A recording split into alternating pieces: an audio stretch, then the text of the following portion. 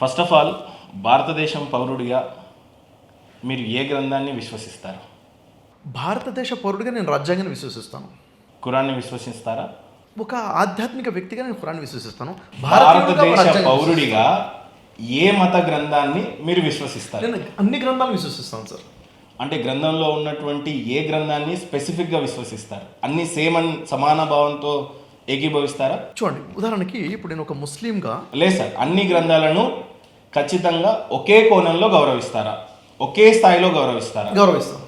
ఖురాన్ని గౌరవిస్తాను, బైబుల్ని గౌరవిస్తాను, భగవద్గీతని ఎందుకు గౌరవిస్తాను అది కూడా చెప్తాను. రైట్. అన్నిటిని గౌరవించినప్పుడు నేను బలవంతం పెట్టాను, జస్ట్ నేను టెస్ట్ చేయాలని కోరుకుంటున్నాను అంతే.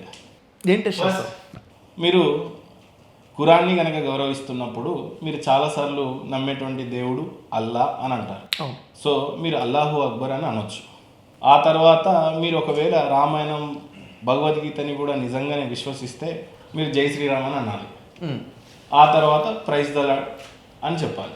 ఓకే, సో ప్లీజ్ ఏం చెప్పమంటున్నారు ఇప్పుడు? మీకు స్పష్టంగానే మీరు అర్థం చెప్పండి, నేను చెప్తాను.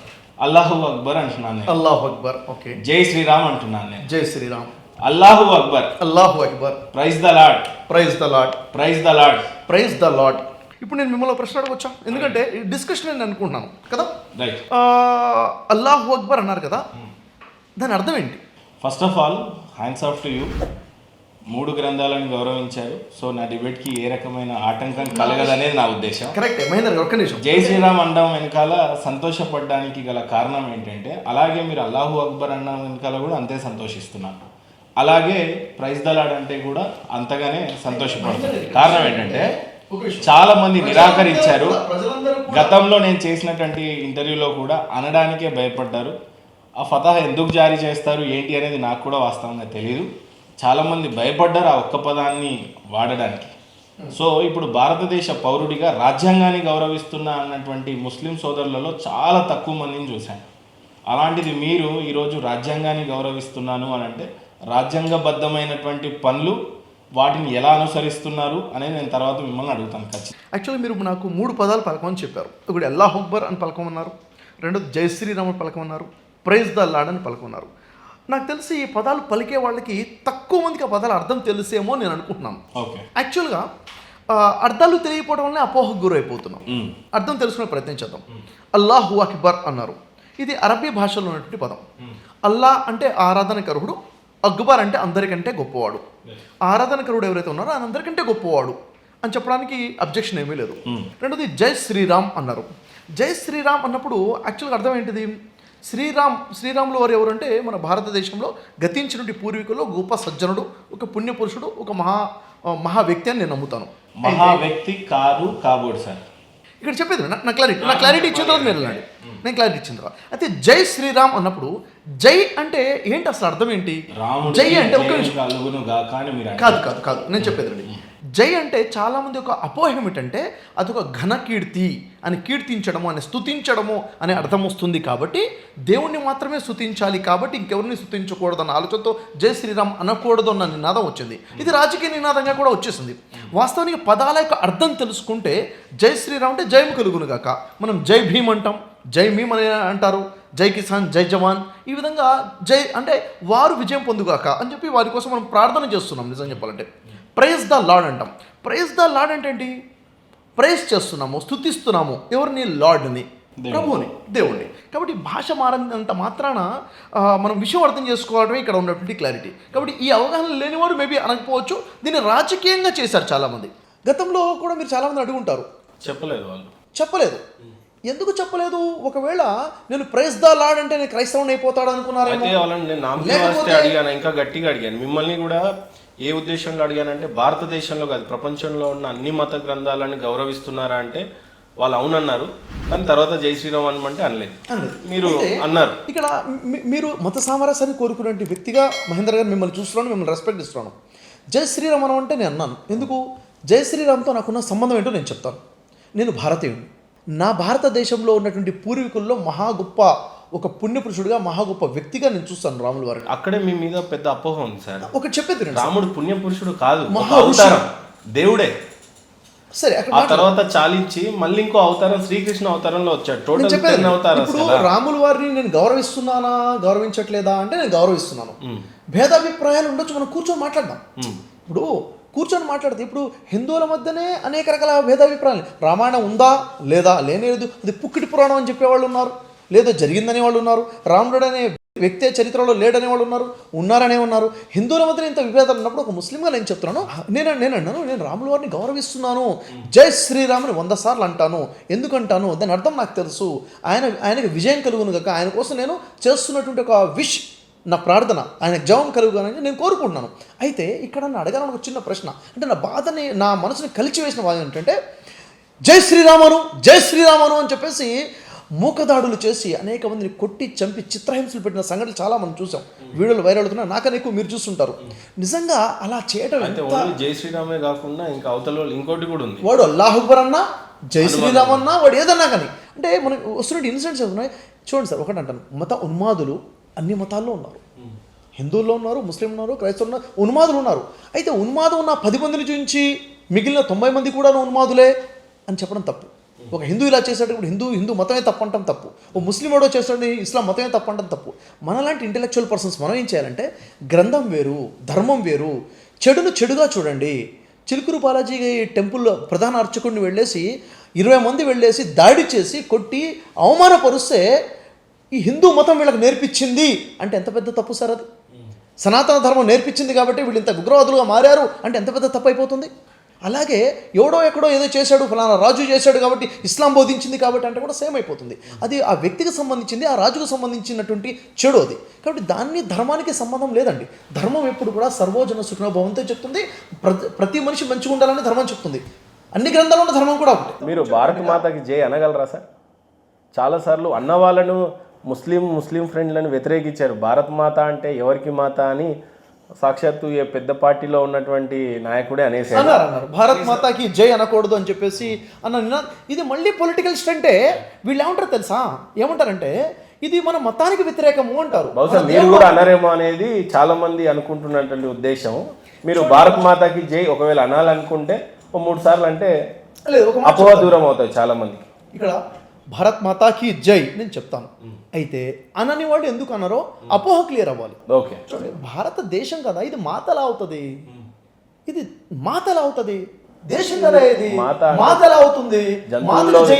తల్లిని దేవుని చూసుకుంటే సాంప్రదాయం ఉన్న దేశం కాబట్టి అదే ఈ ప్రశ్న ఎలా అవుతుంది, మాత అనకూడదు కదా అన్నది అపోహ.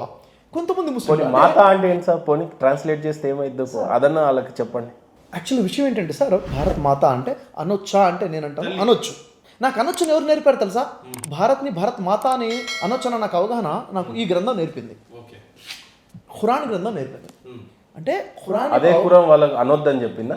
ఖురాన్ గ్రంథం చెప్తుంది. ఖురాన్ గ్రంథం ప్రకారంగా ఇస్లాం పరిజ్ఞానం ఉన్న వ్యక్తి భారత్ మాతాకి జై అనొచ్చా అంటే అనొచ్చు అంటాడు కూడా. ఓకే, రాజకీయంగా వాళ్ళు అనేది ఇది ఇస్లాంకి వ్యతిరేకం అనకూడదు అనే వాళ్ళు ఉంటారు. ఎలా అనాలో నేను చెప్తాను. రైట్. మాతా అంటే అరబీలో ఉమ్ము అంటారు, అంటే ఉమ్మే అంటే మదర్ అని. ఇప్పుడు ఉదాహరణ చూసుకున్నట్లయితే ఉమ్ముల్ ఖురా అని ఖురాన్లో ఒక వాక్యం ఉంటుంది. 6వ సూరాలో ఉమ్ముల్ ఖురా అని ఉంటుంది. ఉమ్ముల్ ఖురా అంటే పట్టణాల తల్లి. మక్కాని పట్టణాన్ని ఉద్దేశించి దాన్ని ఉమ్ముల్ ఖురా అన్నారు. అంటే ఒక పట్టణాన్ని అమ్మ అన్నారు కదా, మరి మక్కాని మాత అన్నప్పుడు భారతదేశాన్ని మాత అంటంలో తప్పేంటి అంటే ఖురాన్ అవగాహన ఉన్న వాళ్ళకి మాత్రం అర్థమవుతుంది.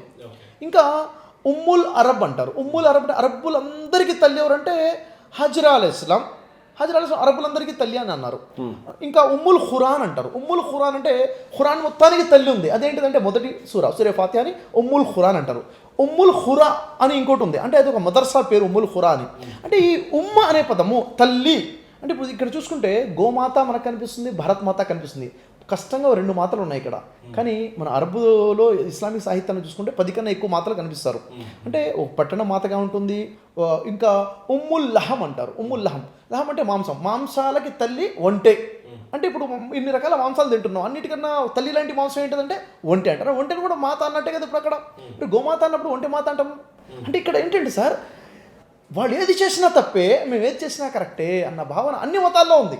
ఇది తీసేయాలంటాను. కాబట్టి భారత్ మాతాకి జై అని ప్రతి భారతీయుడు అంటాడు. అవగాహన లేని వాళ్ళకి అవగాహన కల్పించాలి. సో ప్లీజ్ భారత్ మాతాకి జై అని ఒకసారి 3 సార్లు ప్లీజ్. భారత్ మాతా కీ జై, భారత్ మాతాకి జై, భారత్ మాతా కీ జై. ఇంకోసారి నాతో కలిసి అనండి, మీకన్నా గట్టిగా నేను చెప్తాను. నాతో కలిసి అనండి. ఎస్, భారత్ మాతాకి జై. భారత్ మాతాకి జై 100% ఓకే. మన దేశము, మీరే కాదు, this is my motherland. ఖురాన్ని ప్రేమించే వాళ్ళు, ఖురాన్ని విశ్వసించేవారు, ఖురాన్ని పాటించే వాళ్ళు ప్రతి ఒక్కరు కూడా భారత్ మాతాకి జై అనాలి అంటారు. ఇక్కడ నుంచి అయినా అంటారు. ఈ వీడియో ఇంకెక్కువ అంటే రాజకీయ ప్రభావం వల్లనే విడగొట్టడం జరుగుతుంది మహేందర్ గారు. ఓకే, రాజకీయ అంటే ప్రజలని విడగొట్టేటువంటి వారు అన్ని మతాస్తులో ఉన్నారు. మీ లెక్క ప్రకారంగా రాజులు రాజ్యాలు అయిపోయినాయి కాబట్టి ఇకనైనా కలిసి ఉండండి. గతంలో రాజులు ఏం చేశారు, రజాకార్ ఏం చేశాడు, ఇవనకుండా కలిసి ఉంటే బాగుంటుందేమో అనేది మీ ప్రయాస అని అనిపిస్తుంది. ఇప్పుడు ఖురాన్లో చూసుకున్నట్లయితే 71వ సూరాలో 17వ వాక్యం ప్రకారంగా మానవుడిని దేవుడు మట్టితో తయారు చేశాడు అని చెప్పారు. సోర్స్ ఏంటి? మట్టి. ఈ మనిషికి సోర్స్ ఏంటి? మట్టి సోర్స్. ఇప్పుడు అంటే అర్థాలలో ఒక అర్థము అమ్మ అని వస్తుంది, ఇంకొకటి సోర్స్ అని కూడా వస్తుంది. అంటే నా సోర్స్ ఎవరి మట్టే కదా, ఈ మట్టి భూమి కాబట్టి భూమాత అంటారు. భూమి నుంచి ఈ మట్టి నుంచి మనం పుట్టాము. Intention is very important. ఉద్దేశం ఏంటి? ఏ ఉద్దేశంతో అంటున్నాను నేను, ఆ ఉద్దేశాన్ని దేవుడు చూస్తాడు. ఎందుకంటే హదీస్ ఏముంటుందంటే ఇన్నమల్ ఆమాలు బిన్నియత్. మనిషి ఏదైనా పని చేశాడు, ఏదైనా కర్మ చేశాడంటే దాని ప్రతిఫలము కర్మను చూసి ఇవ్వడంట, అతని ఉద్దేశాన్ని చూసిస్తాడు. ఎగ్జాంపుల్ చెప్తాను. ఒక వ్యక్తి ఏదో పని చేస్తుంటే చేతుల నుంచి జారి పడిపోయింది ఒక వస్తువు, అది వేరే వ్యక్తి మీద పడిపోయి ఆ వ్యక్తి చనిపోయాడు. ఇది ఒక ఇన్సిడెంట్. కావాలని మర్డర్ చేశాడా? చేయలేదు. ఇంకో వ్యక్తి కావాలనే చంపేశాడు. అంటే ఇద్దరూ చంపారు కానీ ఉద్దేశాలు వేరుగా ఉన్నాయి. దేవుడు అంటాడు మీ ఉద్దేశాన్ని చూస్తాను అంటున్నాడు. కాబట్టి ఇక్కడ నేను భరత్ మాత అంటున్నానంటే this is my mother land అన్న ఉద్దేశంతో నేను అంటున్నాను అనేది. ఉదాహరణకి మీకు లాజిక్ చెప్తాను. మోమిన్ అనే ఒక పదం ఉంది అరబీలో. మోమిన్ అంటే ఏంటి అంటే విశ్వాసి. నేను మోమిన్ని అంటే నేను విశ్వాసిని అని అర్థము. అంటే మోమిన్ అంటే విశ్వాసి అని అర్థము. ఒక మనిషిని ఉద్దేశించి మోమిన్ అంటే విశ్వాసి. అదే దేవునికి ఉన్నటువంటి పిలుపులలో ఒక పిలుపు మోమిన్ అంటే దేవుడిని మోమిన్ అనొచ్చు. అంటే దేవుడు మోమిన్ అంటే దేవుడు ఎవరికి విశ్వాసం అంట? నేను మోమిన్ అంటే నేను విధేయుడిని, దేవుడికి విధేయుడిని. దేవుని పేర్లలో ఒక పేరు మోమిన్ అంటే దేవుడు ఎవరికి విధేయుడు? కాదు. దేవుడిని ఉద్దేశించి మోమిన్ అంటే శాంతి ప్రదాత అని అర్థం వస్తుంది. అర్థం మారిపోయింది. ఒకే పదాన్ని దేవుడి కోసం వాడితేనేమో శాంతి ప్రదాత, అదే మోమిన్ అన్న పదం నా కోసం వాడితేనేమో దేవదాసుడు. అలాగే ఉద్దేశం, ఎవరిని ఒక పదాన్ని ఎవరిని ఉద్దేశించి వాడుతున్నామో అర్థం మారిపోతుంది. అదేవిధంగా ఇప్పుడు వందే మాతరం అనే పదం ఉంది. వందే మాత్రం అంటే వందనాలు. వందనాలు కేవలం దేవుడికే చెల్లించాలి, ఆరాధన దేవుడికే చేయాలి. వందనాలంటే నుదుటి దేవుడి ముందే దించాలి. వాస్తవమే. నువ్వు సృష్టికర్త ముందునే తలదించాలి, సృష్టికర్తనే ఆరాధించాలి. 100% కరెక్టే. అయితే వందే మాత్రం అన్నప్పుడు మా తుజే సలాం అంటే నా దేశము, నా మాత, నా భరతమాత శాంతియుతంగా ఉండాలి, వర్ధిల్లాలి అన్న ఉద్దేశంతో అయితే నేను వందే మాత్రం అంటాను. వందే మాత్రం అనకూడదు అని రాజకీయ నినాదాలు ఉన్నాయి. కానీ నా ఉద్దేశం, నా ఇంటెన్షన్ని బట్టి మా తుజే సలాం, నా భారతమాత, నా భారత గడ్డ, నా దేశం సలామత్గా ఉండాలి, శాంతియుతంగా ఉండాలి, వర్ధిల్లాలి శాంతిగా. అందుకు వందే మాత్రం అని నేను అనొచ్చు. అంటే ఒక స్లోగన్ ఏం చెప్పారంటే ఖురాన్లో అలా అనకూడదు అని కాబట్టే మేము అనట్లేదు అంటారు చాలా మంది. అనేది చాలా మంది అంటారు. చాలా మంది అంటారు వందే మాత్రం అనకూడదు. ఎందుకు అనకూడదు అంటే వందనే మాత్రం అంటే ఆరాధించినట్టు మనం దేవుణ్ణి ఆరాధిస్తాము, దేశాన్ని ఎందుకు ఆరాధిస్తాము? అంత కట్టర్గా ఉండాల్సిన అవసరం ఏముండాలి? ఎందుకంటే విషయం ఏంటంటే పుట్టిన నేల, పుట్టిన గడ్డ, దేవుడు ఉన్నాడో లేడో తర్వాత సంగతి, కానీ పుట్టి గడ్డ మీద అయితే గిట్టావు కదా. ఇది రాజకీయ నినాదం. మళ్ళీ అదే చెప్తున్నాను. ఎందుకు అవసరం అంటే విడగొట్టడం కోసము. అదే ఖురాన్ పండితుడిని అడగండి, ఖురాన్ జ్ఞానం ఉన్న ఆలింని అడగండి, క్లారిటీగా చెప్తారు. ఇప్పుడు నాకు ఈ జ్ఞానం ఎవరిచ్చారు? నేను పండితుల నుంచి, ఖురాన్ పండితులు. మరి దేశభక్తి నింపుతారు అని అనుకుంటున్నా మీ మాటలతో, వినే వాళ్ళకి అర్థమవుతుంది అని. ఈ రోజు నాలో ఈ దేశభక్తి ఉంది అంటే, నేను దేశాన్ని ప్రేమిస్తున్నానంటే ఈ ఖురాన్ని నేను నేర్చుకున్న నా ఖురాన్ పండితులే నాకు నేర్పారు. వారు ఆలిములు, ముఫ్తీలు ఎవరైతే ఉన్నారో వాళ్ళ దగ్గర నుంచి నేను నేర్చుకున్న ఈ జ్ఞానం వల్లనే ఈ రోజు సమాజానికి నేను ఏదైనా మోటివేషన్ ఇస్తున్నా, ఇన్స్పిరేషన్ ఇస్తున్నా. కానీ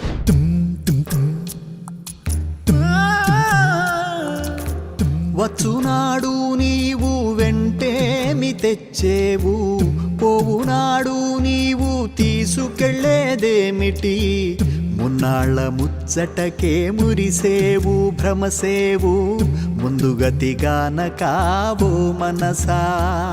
ఆలు బిడ్డలనుచు అన్నదమ్ములనుచు, ఆలు బిడ్డలనుచు అన్నదమ్ములనుచు, ఆరాట పడబోకు మనసా, ఆరాట పడబోకు మనసా. వారిని వదిలి నీవు వెళ్ళేటి రోజున, వారిని వదిలి నీవు వెళ్ళేటి రోజున నీ వెంట ఎవరు రారు మనసా, నీ వెంట ఎవరు రారు మనసా.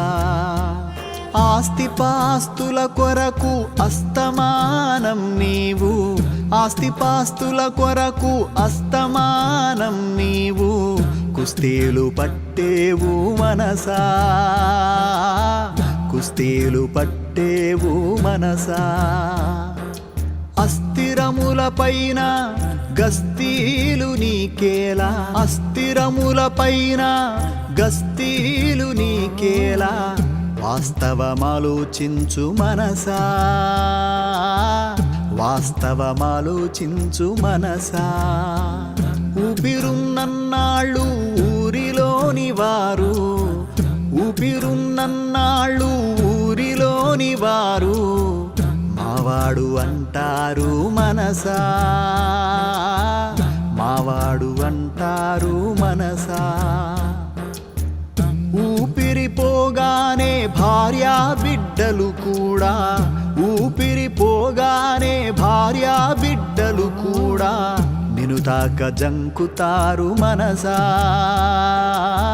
నిన్ను తాక జంకుతారు మనసా. నీదన్న దేహమే నిన్ను కాదని పోవు, నీదన్న దేహమే నిన్ను కాదని పోవు నిదనేదేదికా మనసా,